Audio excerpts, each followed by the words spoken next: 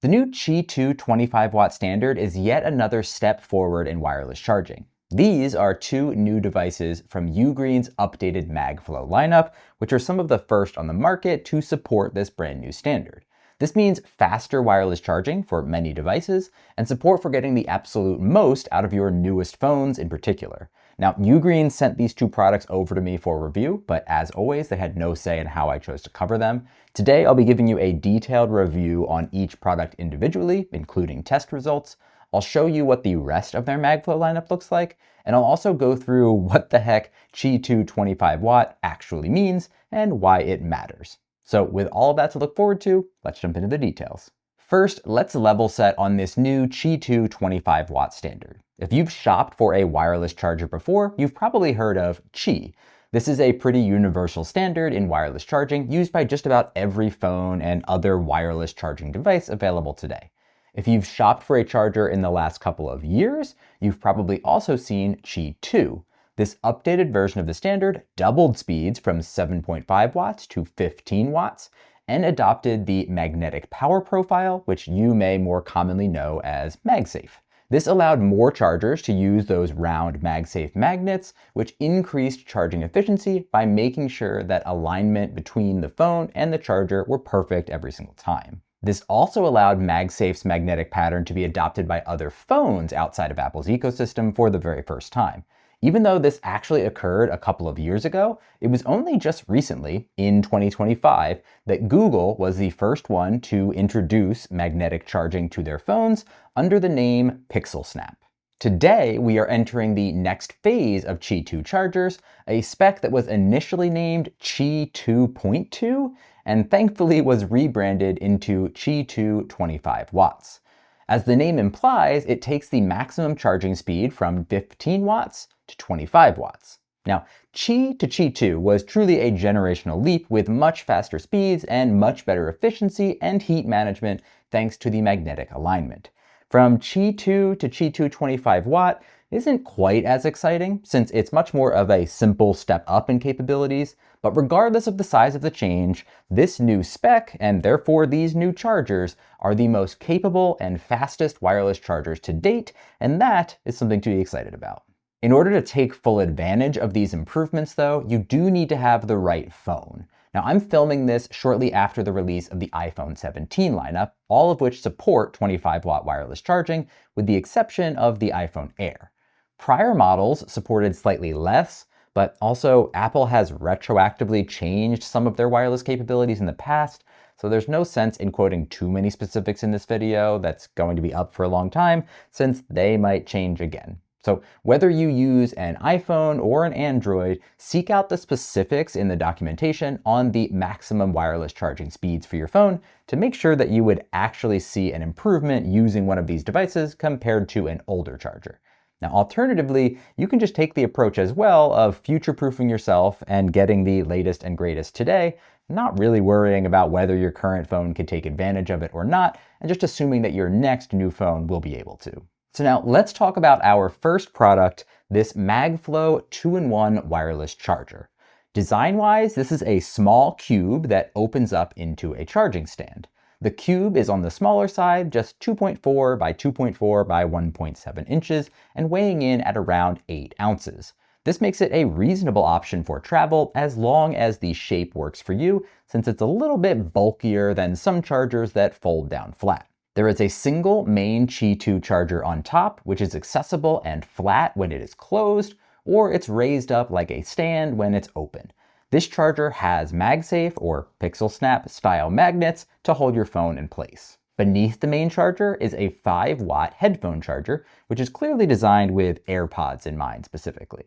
On the back, you'll find the USB-C port where you plug into the wall to provide power, and on the side, you'll find another USB-C port, which can be used to charge a third device like an Apple Watch or something like that. It's super interesting that they call this a 2-in-1 when technically you can charge 3 devices at once as long as you bring your own cable. The only downside here is that this bonus USB-C port on the side is limited to 5 watts, just like the headphone charger. So it's good for slowly charging a watch or some other small electronics overnight, but it's definitely not going to work for quick charging.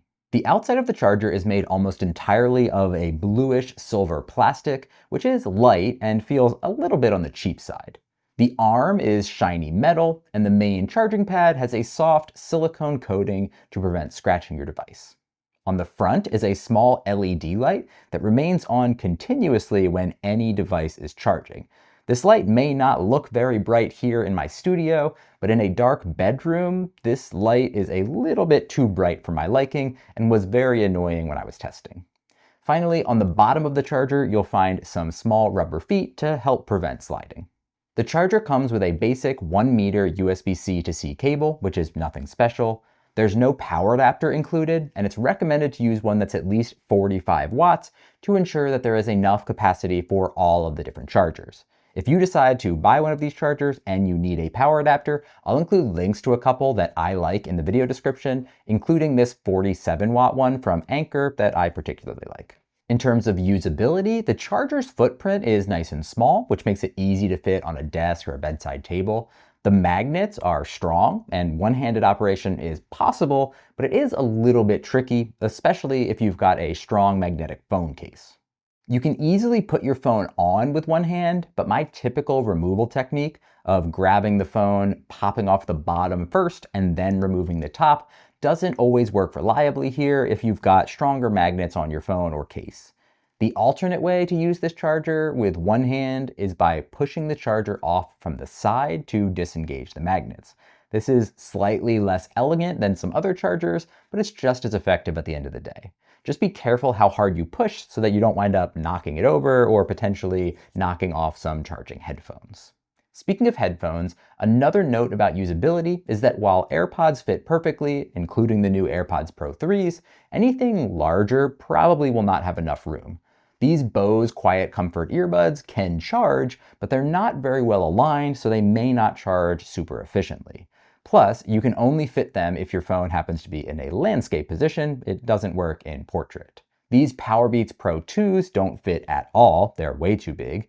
They will act like they're going to start charging though, but they'll just start cycling off and on their charging, which is definitely not good for them. Finally, even though AirPods do fit perfectly, when a phone is in place, you can only access the headphone location from the sides, making it slightly tougher to add or remove your headphones. It's not a huge deal, but it's one of those little usability challenges that I always want to call out to you guys and make you aware of. Next, let's move on to the power bank. Now, I am not a big power bank user personally, but I will admit that this one in particular is a very versatile tool for travel, or if you have a phone with a bad battery that you need to have something to keep it topped up throughout your day. It's made from the same bluish silver plastic around the edges with a full soft silicone covering on the wireless charger side and a slightly different, less smooth plastic on the back. Now, although that light blue plastic still feels a little cheap, the overall power bank feels solid and weighty. From a size perspective, it's about the same width as the recent Pro model iPhones, but an 1.5 inches or so shorter. It weighs in at just over 250 grams, or about half a pound. In my opinion, it's a bit heavier than I'd want to lug around regularly, and it definitely adds too much bulk to put in your pocket with your phone attached. When you're traveling though, I think that this could be a really good companion in your backpack or in another type of travel bag. Inside, there's a 10,000 milliamp hour battery, which should provide enough capacity to fully charge your phone around 2 to 3 times depending on your device. It's also safely under the battery size limits for air travel as well, so no worries there. Just remember to keep it in your carry-on and don't put it in your checked luggage. When it's time to use that power, there's a couple of different ways to do so. The most obvious is the main Qi2 25W charging pad. This allows the whole power bank to magnet onto the back of your phone and provide fast wireless charging. On all of my phones, the power bank sticks down below the bottom of the phone, which looks a little bit silly, but certainly isn't the end of the world. If you have a Plus or a Max model or an Android, this may not be the case, but it's tough to say for sure without specific measurements. If you want to compare your own phone, here are some different measurements to help you to do that. Now, although the fast wireless charging is the key selling point here, it's not the only way to charge a device from this power bank. What looks like a strap at the bottom here is actually an integrated USB-C cable. When not in use, there is a small magnet that holds it in place. Then you can pull the cable through and use it to either charge the power bank or to charge a device via USB-C. When you're done, just pull it back through and you can use the cable as a handy, albeit slightly stiff carrying strap. Integrating a cable in this way is really unique. More and more devices that I've been seeing have been using retractable cables recently, but those usually go into the physical structure of the device. Having a cable work as a strap and actually be helpful when not in use is something that I haven't really seen before. I do have some slight concerns that this could get damaged over time if you use the strap too much, but luckily, if you did run into some sort of catastrophic failure with this cable, you're not completely out of luck, as there is also a second USB-C option right next to it. This one is a port, but by plugging into this port, once again, you have the option to charge the power bank or to use the power bank to charge a device. This means that you have 3 different options for charging devices: one wireless charger, one integrated USB-C cable, and one USB-C port that could be whatever you need. Another USB-C, a Lightning, an Apple Watch charger, even an older micro USB or some other proprietary charger type. UGREEN also includes a small half-meter USB-C to C cable in the box, which honestly, there's already an integrated cable here, so I'd probably just rather them ditch this and knock a couple bucks off the price. There's also no power adapter included as well, just like with the 2-in-1 charger. In this case, you'll want at least a 30-watt adapter to accommodate the top speeds when recharging the bank. And speaking of speeds, for charging, as you'd expect, since this is a Qi2 25W device, the wireless charger can get up to 25 watts of charging speed, just like the main charger in the 2-in-1. The wired charging, on the other hand, supports power delivery 3.0 and can go up to 30 watts in either direction. So if you have a USB-C phone, plugging into the cable will be slightly faster than using the wireless charging pad, which you'll see momentarily in our test results. If you attempt to charge multiple devices at one time, which is possible, but we'll talk about some usability challenges around that soon, you will automatically drop down to 7.5 watts on the cable and the port, and 5 watts on the wireless charging pad. This is obviously much slower, so if you are able to charge just one device at a time, you should probably aim to do that. On the side is a small display that shows the current charge as a percentage out of 100. It also has 2 small icons, one letting you know when the fast charge capabilities are active, either with power coming into the power bank or going out to one of the USB-Cs, and another letting you know when the wireless charging is active. Now, let's talk about the usability for this power bank, which is a little bit confusing and a little bit more nuanced than I expected it to be, but I'll break it down nice and simple for you. So if you want to do wireless charging only, it's pretty straightforward. Put your phone on, it charges. You get this icon showing that wireless charging is on. If it's not charging, click the power button one time and it should begin. If you want charging to stop without removing your phone, just double click that button and it will stop charging. If you plug the power bank into the wall to charge while also wirelessly charging a phone, for example, you'll be fast charging the bank, but you'll still be able to wirelessly charge as well. Once again, you can single click the button to start the wireless charging if it has not already, and a double click will disable the wireless charging, but keeps the power bank charging from the wall. So far, so good. Next is wired charging. If you plug in a single device using either the attached cable or the USB-C port, it will default to fast charging for high-power devices like phones and laptops. This will give you the little lightning bolt icon, and you should get those full 30-watt speeds. If you attach a lower powered device like wireless earbuds, you will not see that lightning bolt, since these devices don't request as much power and therefore won't get the full 30 watts. Based on the documentation, I am assuming that they will charge at 7.5 watts, but I don't know that for certain. In either case, just like with the wireless charging, if you double click the button, you'll stop the charging completely. One small nuance with this setup is that if you have a phone or a laptop attached with the wire and fast charging, and then you press that button one time by mistake, for example, that lightning bolt goes away and it seems to take you out of the fast charging mode. However, if you simply just leave the device charging, it will soon switch back to the faster charging mode automatically. Just to make it a little bit more complicated, there is also a trickle charging mode. Now, trickle charging just means charging very slowly, in case you're not aware. This works in either wired or wireless mode, and it's designed to let you manually lower the power output to either reduce heat generation or for use with a particularly sensitive device where high power might cause damage. To access it, you press and hold the button for 3 seconds. Then you will see this animation indicating that it's active. It will automatically turn off after 3.5 hours, a very odd length of time, or you can press and hold for 3 seconds again to disable it. Finally, we have multiple devices. This power bank can charge up to 3 devices at once. However, when you attach multiple devices, the default behavior in most circumstances of my testing tends to be to only charge the wired charging and to turn off the wireless charging. I have my best guess as to why they did this. My guess is that they figured that some people would want to use the faster 30-watt wired charging, but would also want to pop their phone onto the magnetic charging pad to make it a nice small package to carry around. To avoid trying to charge the same phone in 2 different ways, which could definitely cause some damage, it defaults to just the faster wired mode. If you have multiple devices attached and the wireless charging is not working, but you want it to, a simple press of the button will enable the wireless charging as well, making it possible to charge 2 or 3 devices at the same time. If you double click the button, it will turn off all of the charging. A single click then gets you back to the wired only, and then a single click again brings you back to the wired and wireless, so it becomes a little bit of a cycle. As I've said, I'm not a big power bank user, so it's totally possible that what I'm describing is a highly standard behavior with other power banks, but to a noob like me, this was a little bit confusing to learn and will be a little bit confusing to try to master as I'm on the go with this thing. I get a sense that there will be a lot of people out there just frustratingly clicking this button and double clicking this button, trying to get their devices to charge the way that they want. Next, let's talk about test results. With this new batch of Qi2 25W chargers coming out, I'm expanding my testing process from a simple 30 to 40% quick charge test to a 30-minute test beginning at 30%.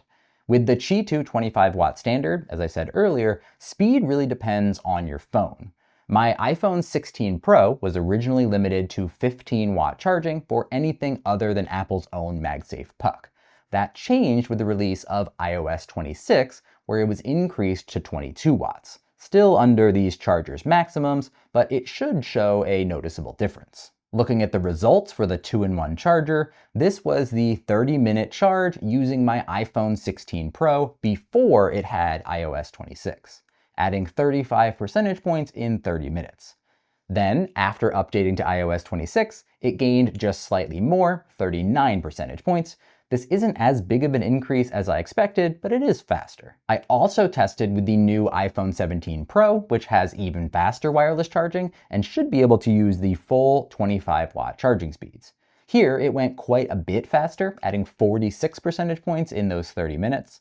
Theoretically, the 25-watt charging should be 67% faster than the 15-watt charging on the pre-iOS 26 iPhone.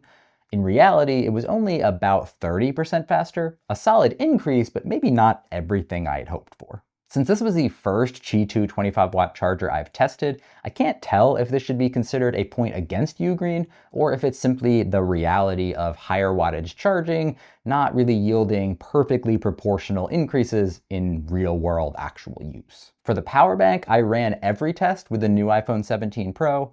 For wireless charging, it was about the same as the 2-in-1. It actually started out a little bit quicker, but then slowed down later on. This could be resulting from just normal testing variances, but I suspect that the 2-in-1 is probably better at handling heat as you get further along in a test. In either case, you can wirelessly charge pretty darn fast with these new Qi2 25-watt chargers, but still not quite as fast as I'd hoped. Next, since the power bank is capable of wirelessly charging while also plugged into the wall for power, I also tested if that allowed it to go any faster. The result was absolutely the opposite. Wireless charging while the power bank itself was being charged was by far the slowest charge of any test that I ran with these devices, which is good to know. My phone even told me that I was using a slow charger when I was running that test. After that, I tried to charge my phone in a wired manner, which should be able to get up to the full 30-watt charging speeds. By plugging in with the attached cable, I was able to get up to 79% in 30 minutes. That's 49 percentage points. So if you are in a hurry, wired charging is definitely the way to go. I also tested out that trickle charge mode using the attached cable and found that it was slower even than the wireless charging, getting to 66%, but it was still way better than that test when the power bank was plugged into the wall. Finally, recharging the power bank could be important to you if you need to get charged up before you run out the door, for example. You can recharge the power bank at up to a 30-watt speed. UGREEN advertises the ability to recharge it fully in 2 hours. I tested recharging it with the integrated cable, and it went from 0 to 52% in an hour, and in 2 hours it got to about 97%, which is basically full, so the advertisement checks out there. Based on those results, charging is quite good, and the new standard is definitely faster and the fastest I've used to date, even if it's not quite as fast as it seems like it could be. Now, in addition to these 2 UGREEN MagFlow chargers that I tested, there are several other products available as well. There are 2 different 3-in-1 chargers, one more compact version that you could travel with, and one that's more of a desk or bedside table companion. Then there is a 25-watt MagFlow puck that looks a lot like Apple's MagSafe puck, just a little bit thicker. And finally, there is a wireless car charger with Qi2 25W as well. If you want to check any of these out at all, there's links to each one of them in the video description. For value and pricing, the 2-in-1 charger that we reviewed has an MSRP of $60, and the power bank has an MSRP of $90.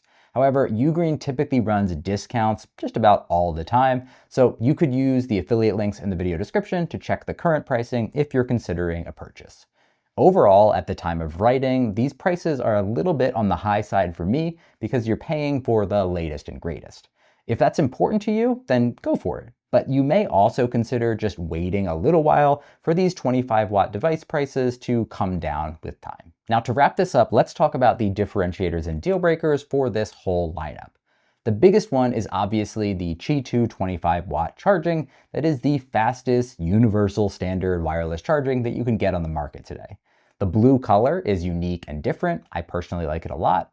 There are various form factors available depending on what your charging needs include, and overall, the build quality and performance of these is pretty good.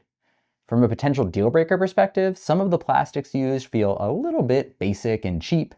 The included cables are nothing special, though the integrated cable is pretty nice. There's no power adapters included in the box, which is normal now, but no less annoying if you don't already have one. And finally, the pricing is a little bit high in my opinion, but likely to come down with time. And with frequent sales, you can probably find a very good price as long as you're willing to be patient. So what do you think of these? Do either of these interest you personally? Let me know in the comments. Thank you so much for watching, and I'll see you in the next one.